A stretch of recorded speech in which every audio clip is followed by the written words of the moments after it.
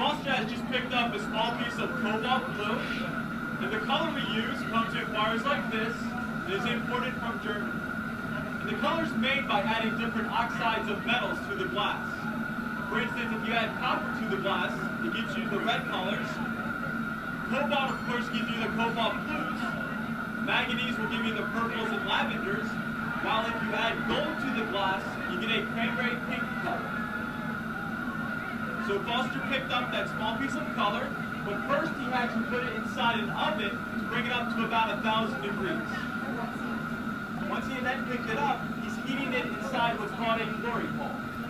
And a glory hole is a furnace that's used to reheat the glass. It has a temperature of about 2,300 degrees.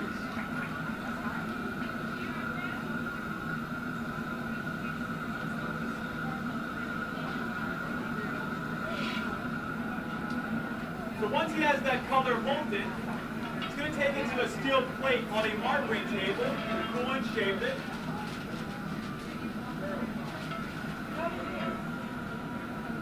We'll then blow into the pipe and trap the air. The trapped air heats up and expands a small bubble into the color.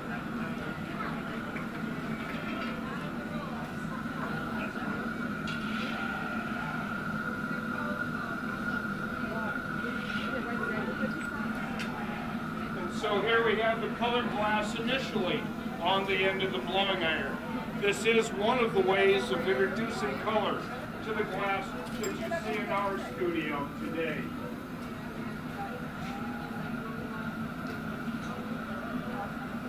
Now this would be Foster's first gather of clear glass from the furnace. The glass is in a molten state just at the floor of the furnace and has a temperature of about 2,300 degrees. It also has the consistency of honey or treacle. And that's why you'll see Foster constantly turning the pipe to keep the glass centered. So he's now going to pick up what's called frit. And frit is broken up pieces of colored glass. And that frit sticks to the molten glass, however it's still rough. So he needs to take it to the clearing hole and melt it in smooth.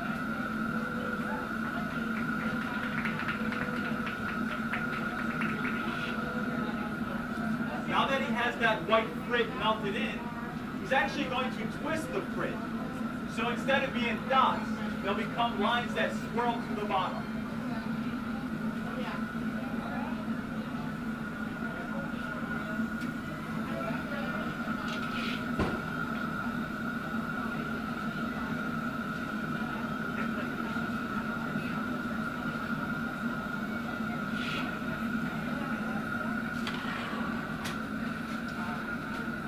Now he's using his tweezers to twist that frit even further. He's going to use his diamond shears to trim off the excess. Once again, he'll blow into the pipe to expand that bubble into the colored and clear.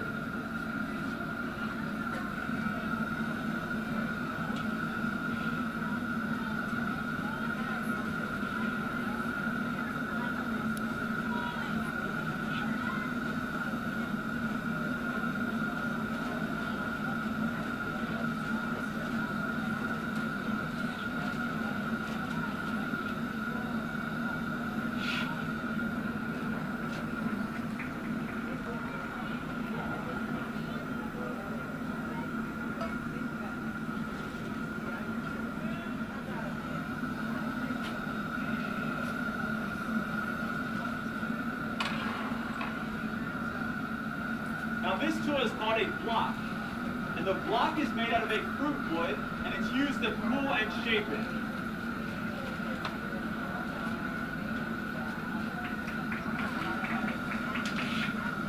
All of the wood tools we use are kept in water, and that prevents them from burning.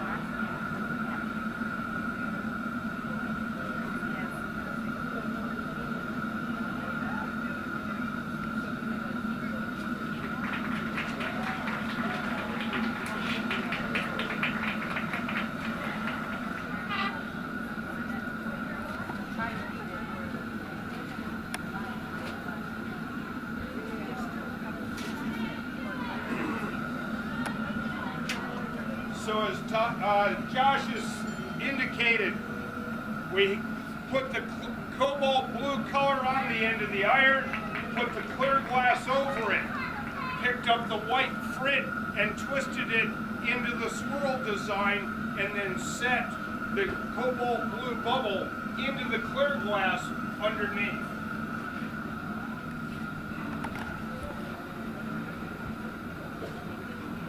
So this is Foster's second gather of clear glass. The amount of gathers or glass Foster gets determines the size he is able to make. The type of glass we use is a soda lime glass. It's 75% silica or sand, 10% soda, and 15% lime. You can see he's using a larger size block to pull and shape it. You can also see that glass is glowing that bright orange color. This is actually due to the intense heat. When this cools off, it'll be a cobalt blue color. Now this tool is called the jacks, and he's using the jacks to cut down a neckline, which will make the transfer easier later.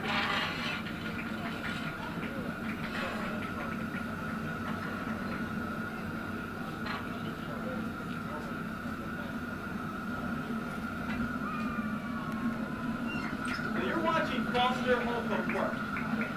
Foster learned to make glass in the industry school in England. Now the type of glass he is making is called cased glass. It's colored with 2 or 3 gathers of clear.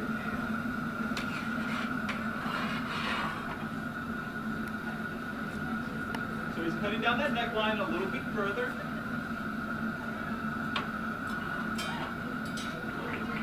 A pad of wet paper is used to cool the bottom.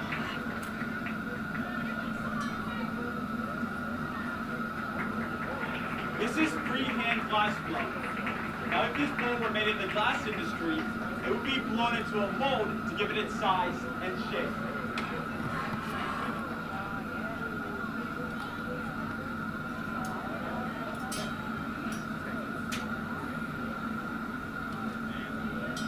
Now this tool is called the paper parchopes, and he's using them to cool and straighten the sides.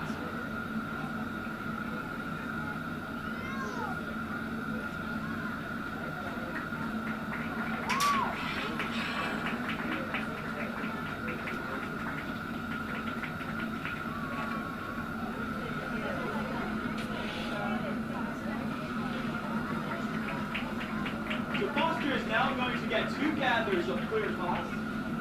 He will then apply that clear glass to the base of the bowl to make a foot.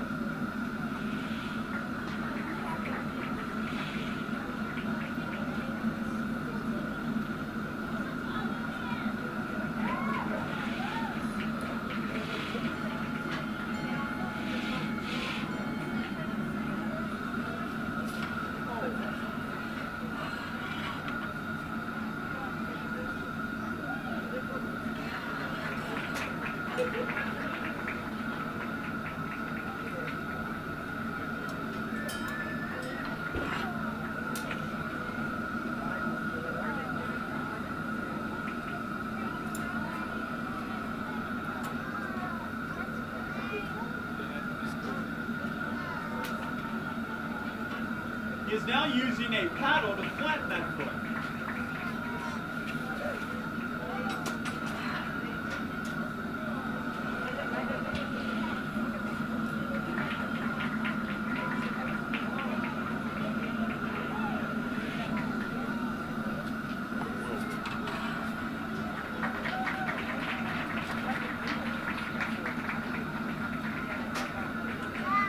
The jacks are used to dimple the foot to allow room for the punty.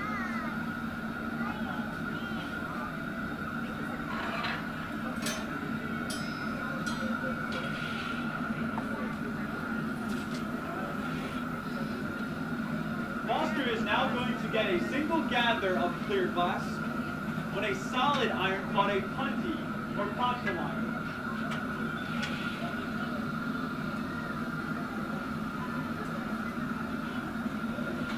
Now the punty gets its name from the French word for bridge. It is called the bridging tool because it allows Foster to move the bowl from the pipe and can then finish the valve.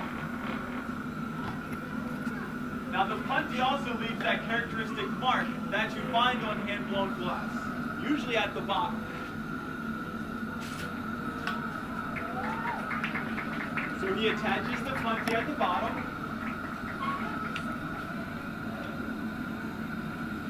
and he places a drop of water on the neck.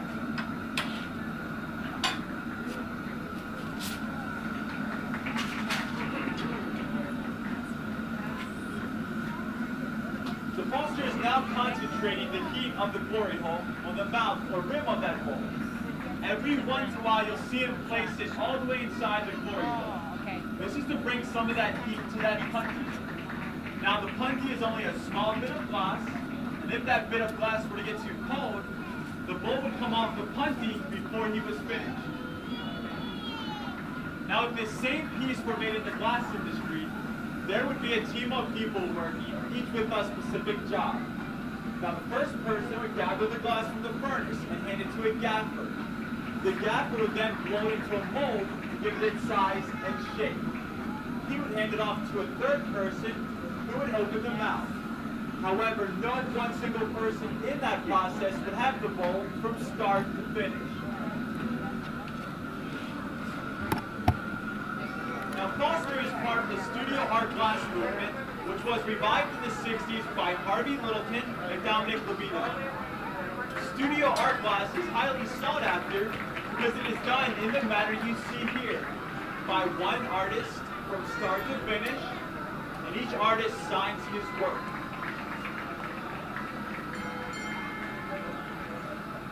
All of the glass you see before you in our studio is signed and also for sale.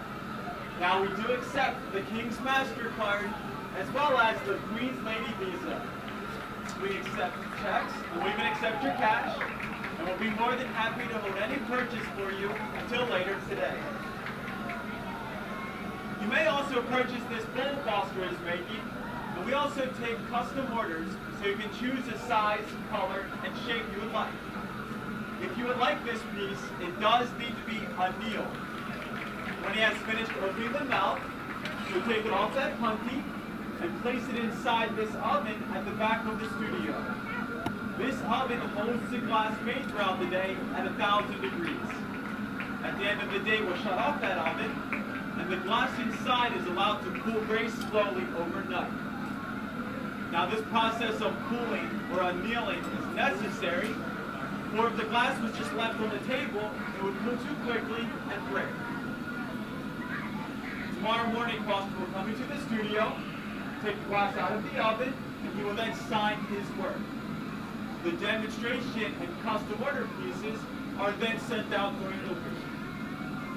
Now the King's cousin, Uncle Sam, allows us to use his castle, the post office, where we ship the pieces first class and insured.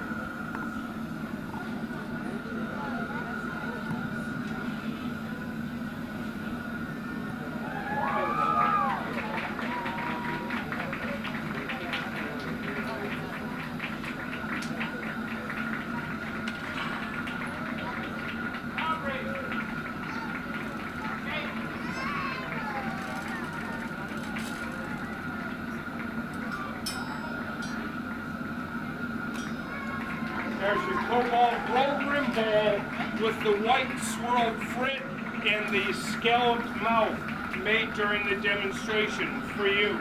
We hope that you have enjoyed the demonstration. We also hope you feel that you've learned a little something during the demonstration. If you have additional questions or we might be of sales assistance, you are welcome to stay with us. We would be happy to talk with you, help you with those custom orders and purchases. We do trust that you will enjoy your day at the festival.